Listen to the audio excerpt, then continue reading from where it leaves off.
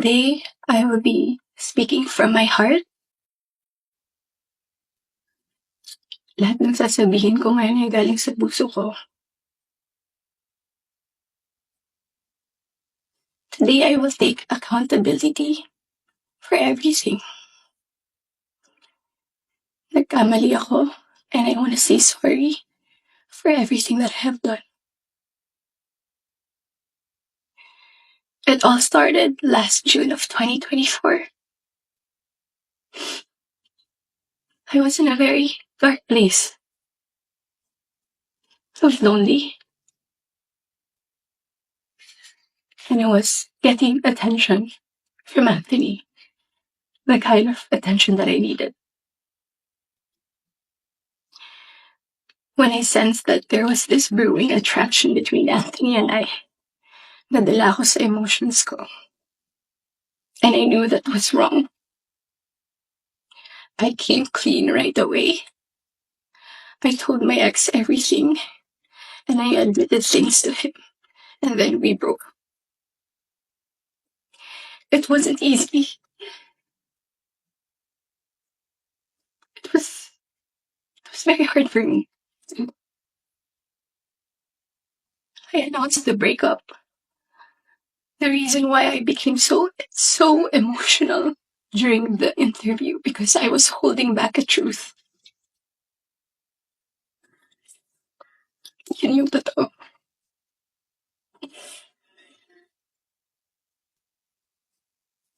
I wasn't really able to simmer down.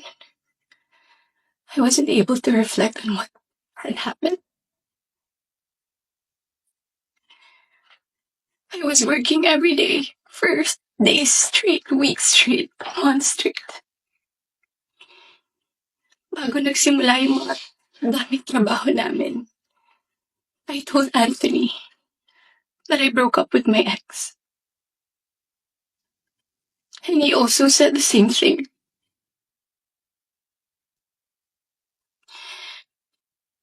Mind you, I was in a very lonely place. I was so lonely. And I was so vulnerable at that time.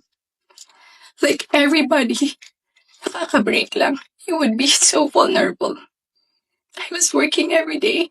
At sa lahat ng trabaho na yun, kasama ko si Anthony. Aaminin ko, sa araw-araw na pagtatrabaho namin, nahulog din yung loob ko. He would be very sweet to me. He would be such a gentleman to me. He would say things to me. He would tease me on the side in front of other people. He would tell all the people who were close to me that he was single. So, I was confident to act a certain way around him on the set. Because in the eyes of the people there, we were both single.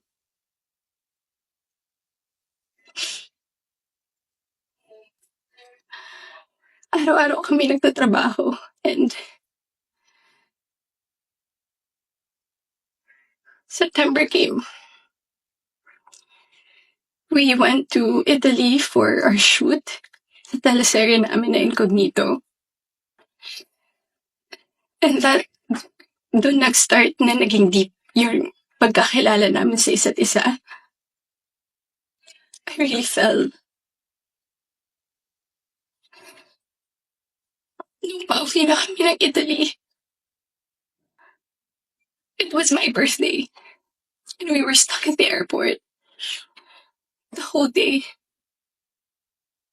He would say things to me that are sweet. He would say promises. We would tell promises to each other. And then nung pauwi na ng Italy, I felt so happy that I had to post something on my IG story just to appreciate him during that day. And then pagka-uwi ko, I think the next 2 days, I saw a post or reposts ni Jam on TikTok. Nakita ko lahat yun. And at that time, yung time frame na yun, Nasa screenshots din na nangamusta ako. I said, kamusta si Jam? Nangamusta ako kay Jam. It wasn't because dahil alam ko na sila pa. Dahil alam ko na she was going through something and Anthony had to take care of her. But at the time, nagtatrabaho pa rin kami and he would still be the same way to me. I would ask him, God knows I asked him, nagkabalikan ba kayo? He said no. Do you still love her? He said no. He would say things na ako yung gusto niya and all. I really asked him so many times. And then the first wave of bashing on TikTok. Masakit yun para sa akin. I asked him, when are you gonna release a statement na wala na kayo? When? Because in the eyes of the public, you were taken. But I know that you're not. You would be very sweet to me. When are you gonna release a statement? He would tell me he was waiting for the right moment. I didn't want to be pushy. I didn't want to aggravate things. So I waited and kept quiet. Because it wasn't my story to tell anyway. I kept quiet. October passed. We were working still every day. And then Halloween. It was the very first night we went out na medyo sweet kami sa isa't isa. The next day, Cham posted on her Instagram story. There were no names mentioned. There were no names. But people were insinuating that it was Anthony and I. So the waves of bashing came again. I asked him again, when are you gonna release a statement? God knows how many times I begged for a statement. I begged him to fix this because I was so tired of getting bashed. He said, wait, he's waiting for the right moment. I waited. I still kept quiet. I really wanted to speak up. But it wasn't my story and I would look really pathetic. Days went by. The press con of Incognito happened. He released a statement.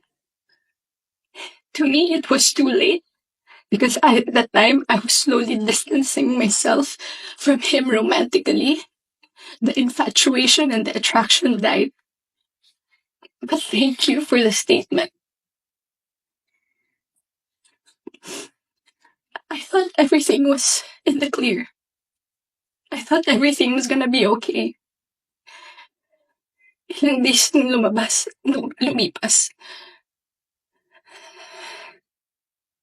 The screenshots. When I read it was 10 p.m. on a Tuesday night. When I read it, I was gutted. I was shocked. I'm truly embarrassed. Dahil nakita ng tao lahat yun without my consent. Against my will. I read the screenshots over and over and over again. Ang pinaka-na-shock ako dun. I read it. It was the perfect narrative. There was this other woman. That there was this apologetic boyfriend and the avoidant boyfriend towards the other woman and the scorned woman. That's the narrative. That's her side of the story. And there's nothing wrong with that. But this is my side. This is my side. And I've been reading those screenshots. Doon ko na pagtagpi lahat. Na kaya pala hindi siya makapag-release ng statement. Dahil sila pa pala this whole entire time. I didn't know. I was in the dark. I didn't know. I had no idea. God knows. Ilang beses ako nagtanong. Ilang beses ako nanghingi ng statement. Doon ko rin na-realize, bakit ganun yung reactions ni Jam. Now, I get her. I get her pain. I get her wrath. I get her anger. Kaya pala ganun. Because she was clueless about everything. I was clueless about everything. We both believed kung anong mga nasabi sa akin. Maybe iba yung sinabi sa kanya. And I can attest that iba yung sinasabi sa akin. That's my side of the story. I have so many things to say.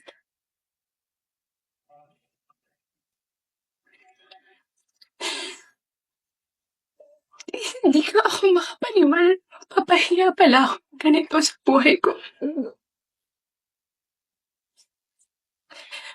So to the public, I'm sorry that you got to see that very intimate side of me. Ganun talaga ako pag nagbigay ng pagmamahal. It was supposed to be private. It was supposed to be a private, intimate thing. I'm sad. I'm sad na nakita yun ng tao. And yes, I don't want to play the victim here. Nagkamali din talaga ako. And I want to say sorry to those people I have hurt. I reached out to Jam last November. I did not get a reply. I think that was last November. Because I wanted to know what's up.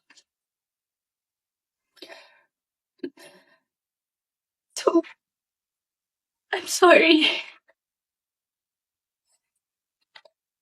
Most especially, I'm very sorry. I'm truly sorry to those people who supported me for 10 years. Alam nila lahat na ginapang ko yung career ko. Mapunta lang sa kung saan ko gusto. Ginawa ko lahat. Pinaghirapan ko lahat sa tulong nila. Nagagawa ko yung mga gusto ko. I don't know where I'm gonna go. I don't know saan ako papunta. Yung dignidad ko, hindi ko na mahanap. Whenever I go out, whenever I walk, I feel like I'm a naked woman walking. Hindi ko alam yun ang gagawin ko. I'm so embarrassed. And I'm sorry that you get to see that.